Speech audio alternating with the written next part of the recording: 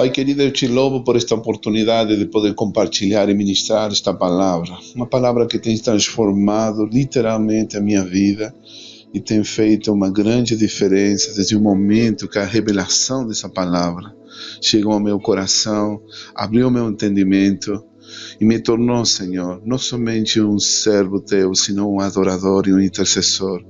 Hoje eu venho diante de ti, de tua presença, te louvar, a te reconhecer que tu és Rei dos Reis e Senhor dos Senhores na minha vida, que não existe ninguém como o Senhor. Deus é a fonte da minha vida, é a fonte da minha alegria, tu és a minha força, Senhor. Eu te louvarei, Senhor, em todo o tempo. O teu louvor, meu louvor estará continuamente, sempre na minha boca. A minha alma se gloriará no Senhor. Os mansos ouvirão e se alegrarão. Eu engrandecei o Senhor comigo e exaltemos juntos o seu nome. Senhor, eu te louvo, porque hoje, Senhor, se cumpre na minha vida a tua palavra, que o Senhor buscará os fracos desse mundo para envergonhar os fortes, que o Senhor usará ao insensato deste mundo, aos tolos, literalmente, como diz a tua palavra, para envergonhar os sábios. Obrigado, Senhor, porque diz a tua palavra, Senhor, que aqueles que são últimos serão os primeiros. E aqui estou, Senhor. Eu sei que não sou nada, que diz a tua palavra que enquanto eu sou fraco, então eu sou forte em ti. Obrigado por todas as lutas, as batalhas, as provações que eu tenho vivido na minha vida e que me tornou, Senhor, forte na dependência em ti. Eu dependo de ti, Senhor, para abrir minha boca e poder compartilhar essa palavra com todos os meus irmãos. Que sua glória seja manifesta. Que haja, Senhor, uma unção do Espírito Santo e que a revelação da tua palavra, Senhor, rompa toda estrutura. Diga comigo, meu irmão: Senhor, abre meus olhos para que eu possa contemplar as maravilhas da tua palavra.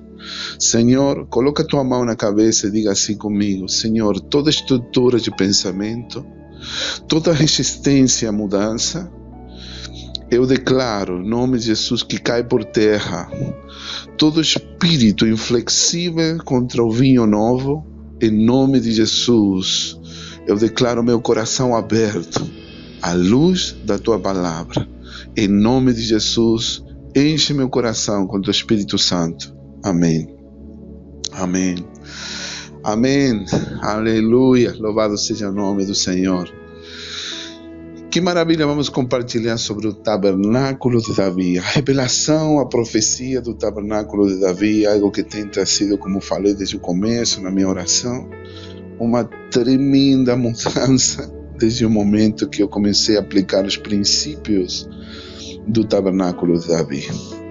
Veja só, algo que me chama muito a atenção, que nosso povo, a nossa comunidade, no nosso meio, temos muitos expertos na palavra de Deus. Muitas pessoas às vezes minimizam seu know-how, a sua experiência ministerial, comparando-se com os outros. Nós tivemos uma boa herança, um grande legado na nossa vida. Eu posso testemunhar que a maioria de nós, as pessoas que estão escutando, ouvindo essa palavra, que estou dando essa palestra para pessoas que estão participando do retiro e que têm tido uma formação sem igual na área da escatologia. O que é escatologia? É o estudo das profecias do tempo do fim. O estudo do futuro da humanidade, né? A escatologia é uma área, uma matéria muito rara e especial e particular, estudadas nos institutos bíblicos, nos seminários teológicos, universidades cristãs, onde bem poucas pessoas escolhem essa matéria porque mas ela é matéria de estudo, né? Porque a maioria escolhe outras coisas para estudar. Muitas vezes deixam de lado a importância disso. Mas vocês, todos os que temos tido a experiência de viver na família internacional, tivemos um legado incrível na área de escatologia, né? Nós fomos bem treinados por nosso pai espiritual e nosso profeta Davi, que nos ensinou os princípios e as revelações do tempo do fim. Praticamente algo que tem nos dado uma convicção muito forte, tem se tornado um pilar e um fundamento na nossa fé, né? Nós acreditamos na volta de Jesus. Nessa série de profecias, a maioria das profecias, você vai concordar comigo, todas elas não são muito inspiradas, que digamos, muitas delas são trágicas, dramáticas, muito sangue, muito derramamento de sangue inocente, guerras, rumores de guerras, terremotos, fomes, pestilências, pestes no mundo inteiro, doenças como sinais do tempo do fim. A maioria das profecias nós encontramos em Mateus 24, em Apocalipse. São profecias muito fortes, indicando o retorno, um antecipo do retorno da vinda de Jesus. Muitos irmãos têm essa especialidade. Assim que quando alguém perguntar qual é sua formação ministerial, você é missionário, você fez curso, eu sou experto em escatologia, quer saber alguma coisa? Vamos conversar do tempo do fim. Então você pode falar para eles a sua experiência, seu conhecimento em escatologia, né? Bom, então eu quero te falar sobre essas profecias. Como eu falei, reiterando aqui o conceito, muitas das profecias, às vezes muita gente, como não quer ouvir, se recusa a conhecer, a mergulhar nesse mundo por causa de que eles são muito, causam temor, amedrontam por causa dos acontecimentos que virão sobre a humanidade, sobre toda a face da terra, por causa da impiedade, da imoralidade, da apostasia, do afastamento do homem aos princípios de Deus. Então, muita gente não quer nem saber, praticamente como que fecha os olhos, fecha seus ouvidos para essa realidade. Nós temos essa plena convicção, a maioria de nós, que nós estamos vivendo no tempo do fim. Não temos a menor sombra de dúvida. Precisamos continuar batendo essa tecla. Precisamos continuar anunciando o retorno de Jesus, mesmo que todo mundo diga: não, Jesus está demorando. Irmão, nossos olhos estão vindo. Nós estamos sendo testemunhas oculares de profecias impressionantes, surpreendentes, acontecendo diante de nossos próprios olhos. Uma das profecias que nós em breve vamos ver acontecer é a construção do templo em Jerusalém, em Israel. Está tudo pronto para começar a construção. Tudo isso está causando uma polêmica, uma briga, discussão pelos organismos internacionais, brigas entre os muçulmanos, os palestinos com os judeus. Bom, não vou entrar nesse detalhe. O assunto é que nós estamos vivendo no tempo do fim. Billy Graham, ele diz uns 10, 15, 20 anos atrás, o grande evangelista, um dos homens de Deus que tem deixado um grande legado para o cristianismo através da sua mensagem. Ele diz que nos tempos atuais, nos tempos modernos, a maioria dos pregadores, dos pastores, tem negligenciado a mensagem da volta de Jesus. Muitos falam sobre prosperidade, sobre sucesso, sobre desenvolvimento pessoal, sobre um monte de coisas, sobre cura, sobre milagres, sobre restituição, mas muitas vezes tem deixado de lado essa mensagem que é muito importante, que nós continuemos pregando, profetizando e anunciando para toda a humanidade, que é a segunda vinda de Jesus. Nós precisamos ser fiéis, falando que Jesus vai retornar, que Ele está pronto a voltar, né? Então, é por isso muito importante revisar as Escrituras, mas não esse é o motivo da minha aula. Eu vou fazer um passeio aqui por algumas das profecias mais extraordinárias que do tempo do fim para estes tempos. Muitas das profecias do tempo do fim são para um futuro a curto prazo, a meio prazo e a bem longo prazo. Para as próximas gerações, nós não seremos aqueles que veremos com os olhos, senão os filhos de nossos filhos de nossos filhos. Então, tem muitas profecias falando sobre o futuro da humanidade. eu de minha parte, na minha área particular, pessoalmente, eu comecei a estudar essas profecias. Eu fiquei muito interessado com algumas profecias do tempo do fim, que eu vou te contar, meu irmão, não são tão dramáticas, nem falam tanto de sangue, não. Tem um lado muito positivo. Se você pesquisar as escrituras, se você fizer um estudo bem minucioso das escrituras sobre as profecias do tempo do fim, você vai ver, meu irmão, que nós temos muitas dessas profecias são extraordinárias, são incríveis, são maravilhosas, tem muita bênção para nós, tem uma coisa muito boa que pode nos beneficiar muito nos nossos ministérios. Então, por isso, meu irmão, temos que prestar atenção. Não tudo é guerra, não tudo é terremoto, não tudo é fomes e pestilências e derramamento de sangue e juízo e ira de Deus. Não, tem coisas muito boas que nós precisamos focar, prestar muito bem atenção e aproveitar que estamos vivendo nesses tempos proféticos. E eu vou só compartilhar algumas profecias extraordinárias do tempo do fim. As profecias que têm uma parte muito bonita, muito linda, e que nós precisamos relembrar, porque isso enche o nosso coração de esperança, né? Então, uma das profecias, sim, fala do futuro. Não sabemos quando vai acontecer, mas é a profecia de Apocalipse 21 e 22. A Bíblia tem um final feliz. Se você comparar uma sinfonia, um encerramento sinfônico dessa grande obra maestra, dessa melodia da história da humanidade, ele tem um final feliz. Ele fala sobre o estabelecimento do reino de Deus na terra. Venha teu reino, Senhor, vem, Senhor Jesus.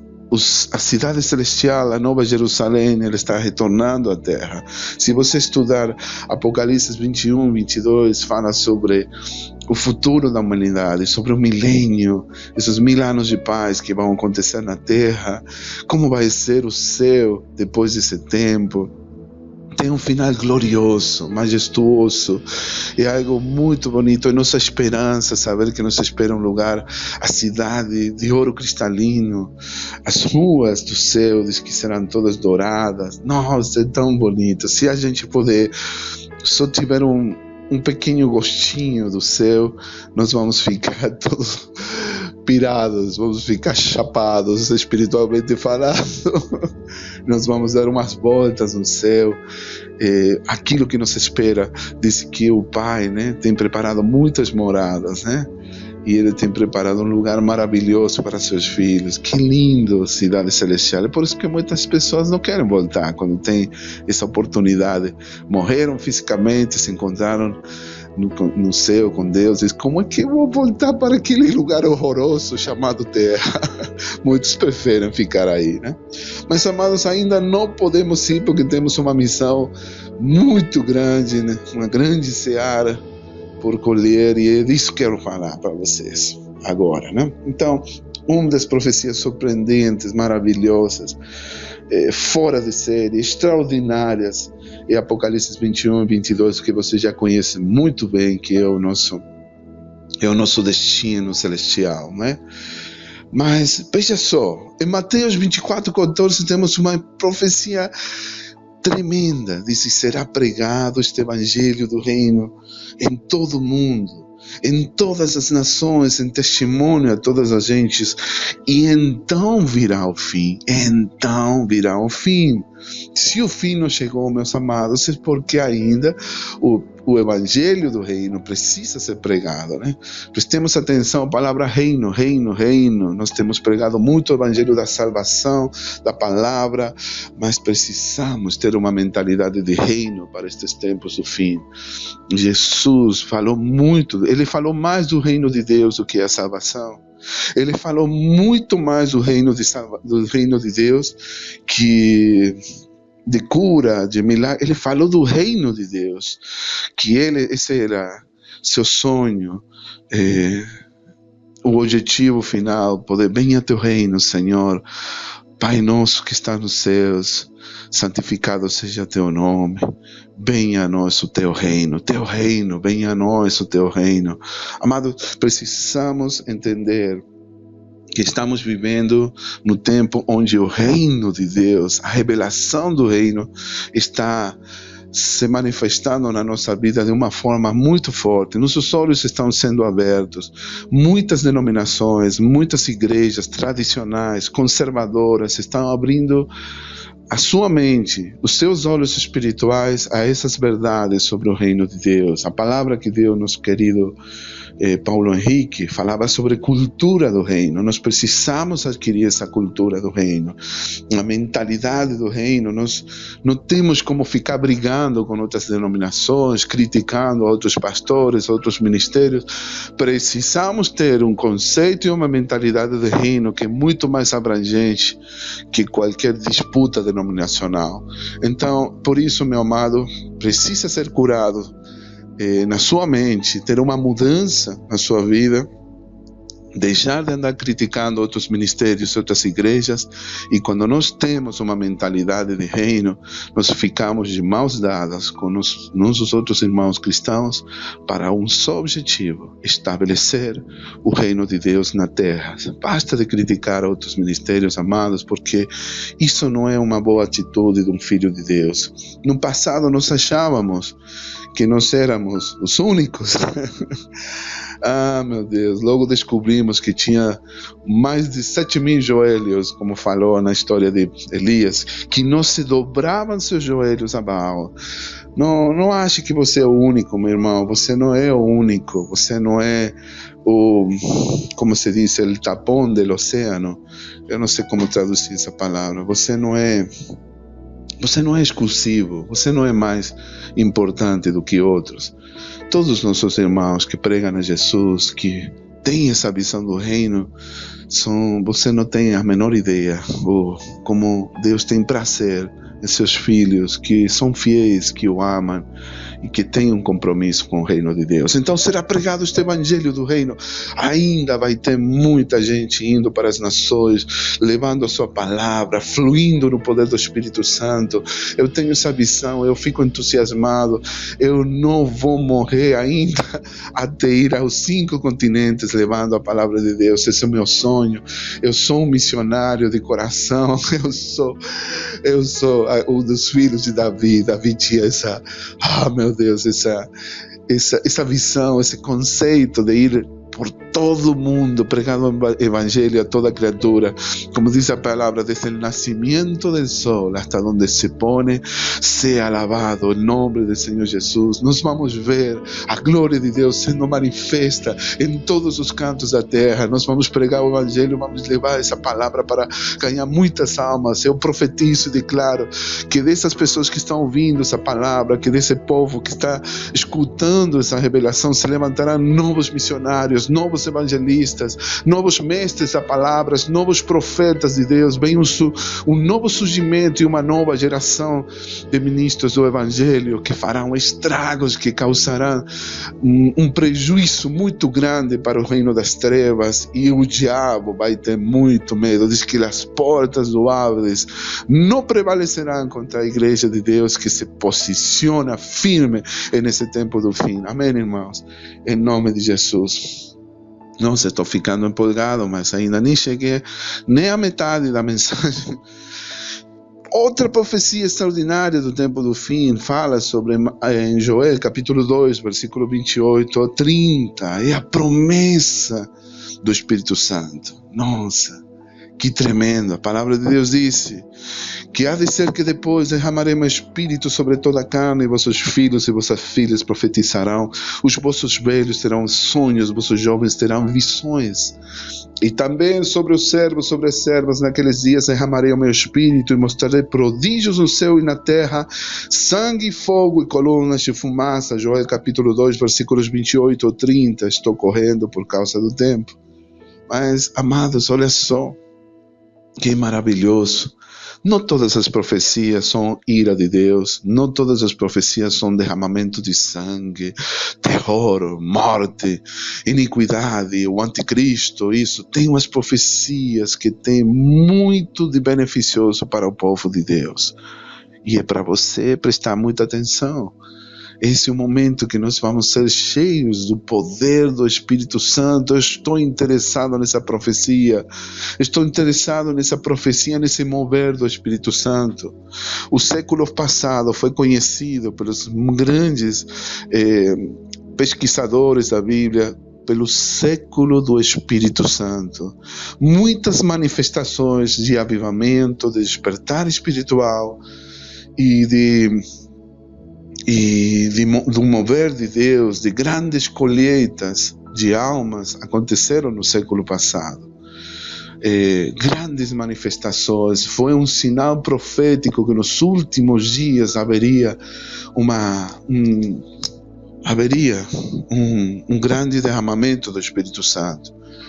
Só para você saber, nesse momento, nesse tempo, um dos lugares onde está sendo mais manifestada a glória de Deus, esse poder e derramamento do Espírito Santo sem igual, em lugares como o Meio Oriente, África, o Extremo Oriente. Deus está levantando pessoas improváveis, cheias do poder e da unção do Espírito Santo, andando na autoridade de Deus e mostrando sinais, prodígios, maravilhas. É tremendo o que Deus está fazendo nesses lugares, nos lugares fechados, onde nós não temos acesso, né? Por isso, precisamos continuar orando por esses povos, para que Deus proteja os homens de Deus, aos servos de Deus que estão fluindo em milagres, e Deus está levantando para eles fazer proezas nesses lugares, né? Mas isso aí vamos falar de outra profecia. Há uma promessa profética em Joel capítulo 2, versículo 28 e 30, sobre o derramamento do Espírito Santo. Se você ainda está esperando esse batismo do Espírito Santo, esse é o tempo, meu irmão. Esse é o tempo onde você precisa ser cheio até transbordar. Imagina, visualiza um copo meio vazio, um copo que nem chega nem à metade, de água nele. Você precisa ter água até transbordar, como uma jarra de azeite. O óleo do Espírito precisa estar transbordando na sua vida. Isso que vai trazer mudança, isso é que vai trazer transformação. Isso que vai você mudar seu coração, vai tornar você um novo homem, uma nova criatura em Cristo Jesus. Amém, meu irmão querido? Receba essa palavra de Deus para você. Deus está fazendo grandes coisas para ti, para a tua vida. Você precisa estar cheio do poder do Espírito Santo. Em outra profecia, fala sobre a fome, na Amós capítulo 8, versículo 11. Diz que vem dias, diz o Senhor, em que enviarei fome sobre a terra, não fome de pão, nem sede de água, mas de ouvir as palavras do Senhor. Este é um tempo em que as pessoas estão sedentas, estão famintas de Deus. Tem mais do que nunca, as pessoas estão buscando o sobrenatural. Por isso, meu irmão, chega de conversa fiada, chega de papo furado, de desculpas. Que tem muitos bruxos aqui na cidade, que tem muita oposição, muitos ateus, muita apostasia. Conversa, meu irmão. Tem pessoas sedentas, famintas. Esse é o tempo em que você precisa ficar posicionado no lugar certo, no centro da vontade de Deus, e falar de Jesus para as pessoas que estão ao seu lado, ao seu redor, porque a sede, a fome, não de pão, não de água, mas senão de ouvir a palavra de Deus. Meu irmão, esse é um momento que você precisa mesmo entender que é o momento certo do que Deus tinha falado através dos profetas. A fome e sede na terra. Esse é o melhor momento para ir levar a palavra de Deus em todos os lugares da terra.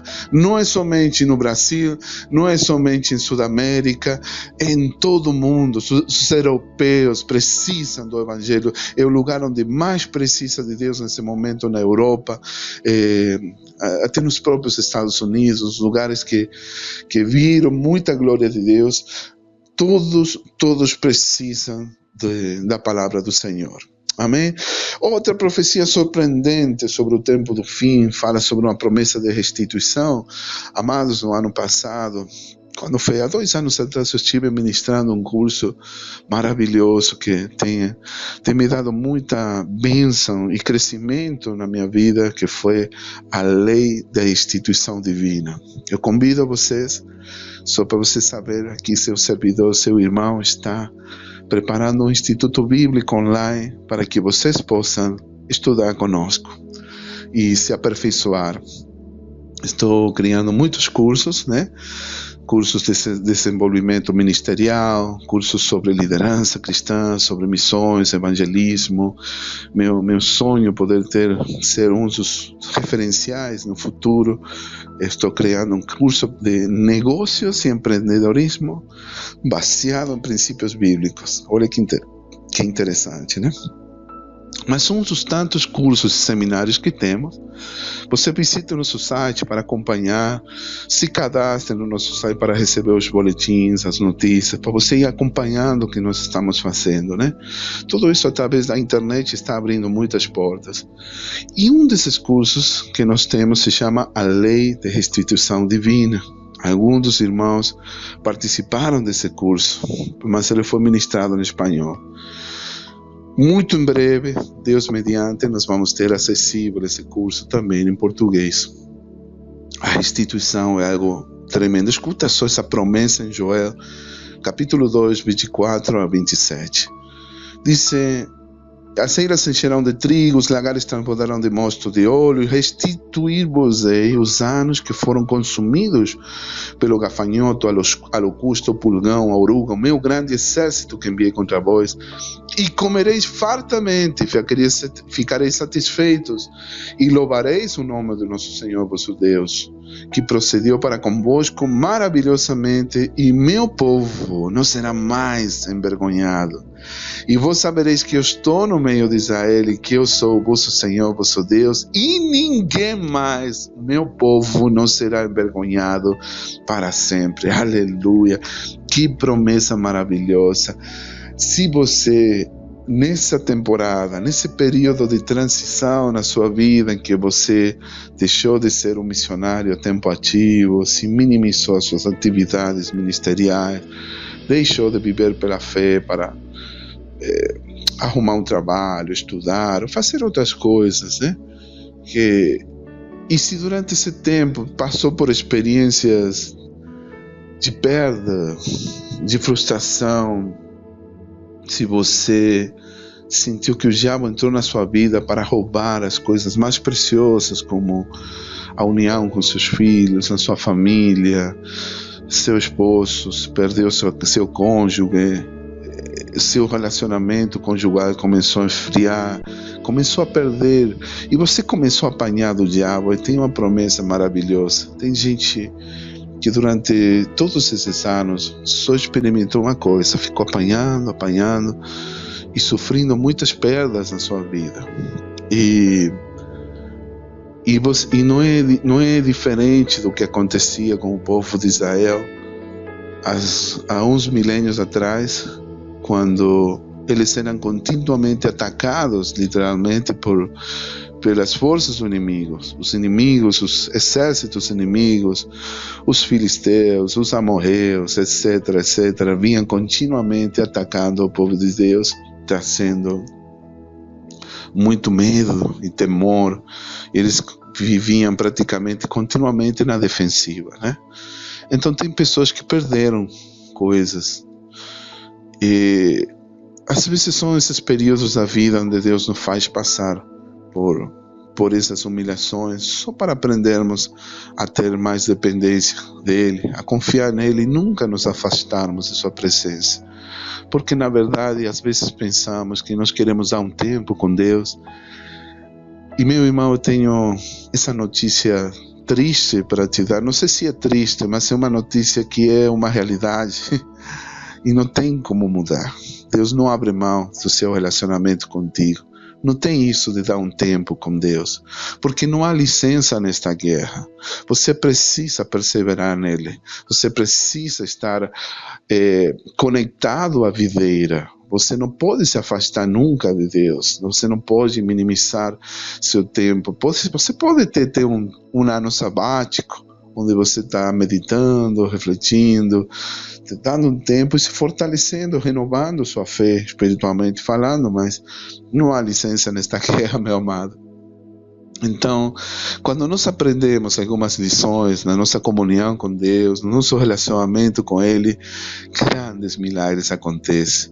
Nossa, se você souber da restituição de Davi, a experiência que teve Davi, como Deus restituiu a ele, como Deus restituiu ao Jó, a história de Jó é um exemplo clássico, como ele perdeu tudo que tinha, um homem rico, completamente podre de rico, desculpa usar essa expressão, ele era um dos homens mais ricos e prósperos da cidade, mas Deus disse que deu o dobro a ele, quando ele aprendeu suas lições, a restituição de José, tem tantos exemplos, a restituição de Mefibosete, a restituição do povo de Israel.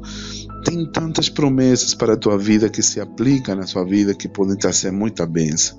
Amém, querido? Então, e por último, uma profecia que queria destacar: Deus é um Deus de restituição. Amém, amados? Não esqueça disso. Se você perdeu alguma coisa, se você passou por uma temporada de perdas, o Senhor diz que Ele vai restituir tudo que o diabo, o gafanhoto se levou, e nunca mais você vai ser envergonhado. Amém, meu amado? Que Deus abençoe a você. Receba essa palavra.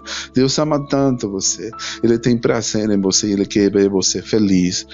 Quando você colocar toda a sua confiança e depositar sua fé no seu Deus, no Senhor Jesus, Ele faz isso automaticamente. Essa bênção bem incluída no pacote de bênçãos. Essa bênção é para você. Ele restituirá tudo que o diabo se roubou de você. Amém? A restituição para a nossa saúde, para a nossa família, a restituição para seu ministério, a restituição para a sua vida pessoal, a restituição para suas finanças. Receba, em nome de Jesus. Deus disse que a glória da segunda casa será muito maior que a primeira. Por último, das maiores profecias extraordinárias está em Daniel capítulo 11, versículo 32. A palavra de Deus diz que o povo que conhece seu Deus se esforçará e fará proezas. Nos tempos do fim que estamos vivendo, meu amado, esse é um tempo para você ficar cheio do poder do Espírito Santo, receber a unção de Deus na sua vida, você se tornar um homem fiel e obediente aos seus princípios, aos seus mandamentos, a tudo o que Ele mandou fazer. Então você vai andar nessa novidade de vida, você vai viver essa realidade da unção sobrenatural, o poder de Deus acompanhando a obra do Senhor Jesus, Ele respaldando a obra através de sinais e maravilhas. O povo que conhece seu Deus. O ponto, a palavra-chave é que se esforçará. Nós temos que nos esforçar, meus amados. De nada adianta você ficar aí na sua zona de conforto. Nunca vai acontecer avivamento se você não acordar mais cedo para orar, passar tempo com Deus. Se você acordar na madrugada, ficar de joelhos durante a madrugada para receber essa bênção de Deus na sua vida, esse renovo, esse despertar espiritual que Deus quer de você. Se esforçará. É tempo para você sair do teu esconderijo, começar a procurar o convívio com os irmãos, a ler a palavra, falar de Jesus para os outros, começar grupos pequenos, ter estudos bíblicos, células, reuniões, grupos familiares, não importa como você quiser chamar, mas não pode ficar afastado do convívio com Deus. Amém, querido? E então, quando você se esforça no seu, buscando ter uma maior comunhão com Deus, buscando a presença de Deus, então, meu querido, esse é o seu tempo que você vai fazer proezas para Deus. Amém? Você deseja ter essa unção na sua vida, onde você vê grandes milagres acontecendo, então esse é seu tempo, em nome de Jesus. Ok, tudo bem. Tudo isso, fizemos um pequeno repasso, uma pequena revisão das profecias mais extraordinárias do tempo do fim, mas isso não é um não é a mensagem principal dessa aula aqui. O que eu quero falar é sobre o tabernáculo de Davi. E preste muita atenção essa profecia sobre também sobre o tempo do fim, porque quando foi profetizada essa palavra, ninguém tinha a menor ideia quando isso é que ia acontecer. Em Amós capítulo 9, versículo 11 e 12, diz assim: naquele dia eu tornarei a levantar a tenda de Davi, que caiu, e taparei as suas aberturas, e tornarei a levantar as suas ruínas, e a edificarei como nos dias da antiguidade, para que possua no restante de Edom e de todas as nações que são chamadas pelo meu nome, diz o Senhor, que faz essas coisas. Naqueles dias eu restaurarei o tabernáculo caído de Davi. Essa é outra tradução que tem em outras Bíblias. Eu restaurarei o tabernáculo de Davi. Veja só que interessante isso aqui. Se eu disser a você como essa palavra é tão importante para os dias de hoje, se nós chegássemos a compreender e isso fazer parte de nossa vida, se isso chegasse a entrar no nosso coração e abrir o nosso entendimento, nossa vida seria completamente transformada. Se você receber a revelação do tabernáculo de Davi, a tua vida nunca mais será a mesma, assim como foi que aconteceu comigo. Essa profecia foi no livro de Amós, mais ou menos uns 800 anos antes de Cristo, né?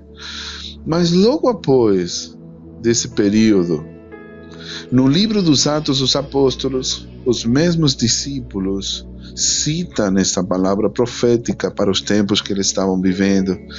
Então, Simão relatou, disse, como primeiramente, em Atos capítulo 15, versículos 13 ao 14 e 18, Simão relatou como Deus tinha visitado os gentios para tomar deles um povo para seu nome. E com isto concorda nas palavras dos profetas, como está escrito: depois disto voltarei e reedificarei o tabernáculo de Davi que está caído, levantá-lo-ei das suas ruínas e tornarei a edificá-lo, para que o resto dos homens busque o Senhor, e também todos os gentios sobre os quais o meu nome é invocado, diz o Senhor que faz todas essas coisas, que são conhecidas desde toda a eternidade. Louvado seja o nome do Senhor. O tabernáculo caído de Davi. Que tremendo, amados, que tremendo essa palavra. Me permita agora falar sobre isso. Para você entender o tabernáculo de Davi, você precisa ter pelo menos uma ideia do que foi o tabernáculo. Talvez algumas pessoas não tenham a menor ideia, principalmente os jovens que ainda estão estudando a Bíblia, começando a estudar. Você precisa saber sobre o tabernáculo de Moisés, qual era a casa favorita onde se manifestava a glória de Deus. Qual foi a diferença entre os tabernáculos? O que foi o tabernáculo de Moisés, como era o tabernáculo de Davi, como foi o templo de Salomão, depois, quando Salomão construiu o templo. Precisa entender alguns conceitos. Vamos falar um pouquinho disso, né? Quais eram essas diferenças e o que tem a ver o tabernáculo de Davi conosco nos dias de hoje. Só por falar tabernáculo de Davi, naqueles dias eu levantarei, acho que já deve estar dando a você um gostinho da revelação extraordinária que tem muito a ver conosco. Você vai concordar comigo quando eu falo o tabernáculo de Davi que está caído. Eu acho que você já deve estar entendendo o que Deus queria falar nos tempos do fim que aconteceria, né? Então, vamos lá, vamos falar um pouquinho sobre os tabernáculos. as diferenças dos tabernáculos. Eu não quero te confundir, nem entrar em detalhes teológicos, porque para não perder o tempo, porque tem outro conceito muito importante que tem a ver com você, que tem a ver com nossa vida, com nossa vida espiritual, com nossa comunhão com Deus, com nosso ministério, com nossa família e com tudo que nós viemos fazendo até o dia de hoje.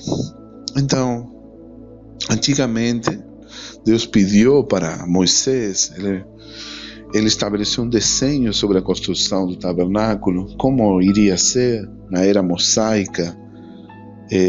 O tabernáculo de Moisés, aliás, foi uma habitação de Deus para que os filhos de Israel, quando estavam vagando, andando pelo deserto, eles pudessem adorar o Senhor. Ela foi construída com tábuas cobertas com várias cortinas e véus. Veja só a palavra véu. Ela consistia de 3 partes, tinha um átrio, tinha o lugar santo, o lugar santíssimo. Cada um desses respectivos lugares tinha um significado, tinha um propósito. Então, logo Deus ordenou preparar certos utensílios. Tudo tinha que ser construído de acordo a um padrão divino, um estándar que o Senhor tinha dado a Moisés no monte. Então, tudo tinha que ser construído pela habilidade e da sabedoria e do Espírito Santo de Deus. Só assim resumindo, o que tinha? Qual era o elemento mais importante do tabernáculo? Ele tinha a Arca da Aliança. Com toda aquela história e simbolismo, a Arca da Aliança foi o mais valioso de todos os símbolos que apontavam a Jesus. Tudo que representou essa arca para Israel no Antigo Testamento é Jesus para a sua igreja no Novo Testamento. Era um símbolo, uma figura, um tipo do que Deus ia fazer futuramente nas próximas gerações. Deus tinha dado instruções a Moisés no Monte Sinaí para a construção da arca. Então, ele foi primeiro ungido com o óleo, com azeite da santa unção. Logo a glória de Deus, o Senhor, encheu todo o tabernáculo de tal maneira que nenhum homem podia ministrar por causa dessa glória. E aí que detrás tinha um véu que o sumo sacerdote só ele podia entrar, ele podia colocar sangue sobre o propiciatório uma vez por ano, no grande dia da expiação. Eu não quero entrar em muitos detalhes, porque nós temos muito para falar sobre o tabernáculo de Davi. O que eu convido a você a fazer todo esse módulo, toda essa escola que vai ser de intercessão. Nós vamos falar muito sobre o tabernáculo de Davi, que ele praticamente é o fundamento, o pilar desse mover espiritual que está abençoando a vida de milhares e milhares de cristãos em toda a face da terra. É algo tremendo que tem muito a ver. Há uma revelação incrível com o tabernáculo. Para você entender melhor, eu convido você a assistir o Tabernáculo de Moisés, onde é ministrado por Benny Hinn. Tem um vídeo, inclusive, você pode procurar esse vídeo pela internet. É tremendo, meu irmão. Você vai ficar extasiado, você vai ficar louco vendo quanta revelação tem o tabernáculo, e como tudo é tão maravilhoso, e como tem tantos paralelos com a nossa vida espiritual, né? Então, a Arca da Aliança representava, veja só, todas algumas verdades principais, princípios representados pela Arca da Aliança. E como, por exemplo, a arca representava o trono de Deus na terra. Deus estava aí com a Arca da Aliança. A arca representava a presença de Deus entre seu povo redimido, Israel. A arca representava a glória de Deus revelada no ordem divino entre seus santos. A arca representava a plenitude da deidade corporal revelada no Senhor Jesus. Dentro da arca tinha 3 elementos, 3 peças importantes, que eram as tábuas da lei, uma vasilha dourada com manã e a vara de Arão, que tinha reverdecido. né? Então, tudo isso simbolizava a lei do nosso Pai Celestial, os mandamentos, né? O Filho como nosso maná celestial e o fruto do Espírito Santo. Tudo isso tinha uma figura, um tipo, uma analogia com coisas espirituais, né? Então, por isso que era tão importante, a glória de Deus se manifestava no tabernáculo. Você precisa entender muito como isso tinha a ver com o nosso crescimento espiritual. E logo vem o tabernáculo de Davi.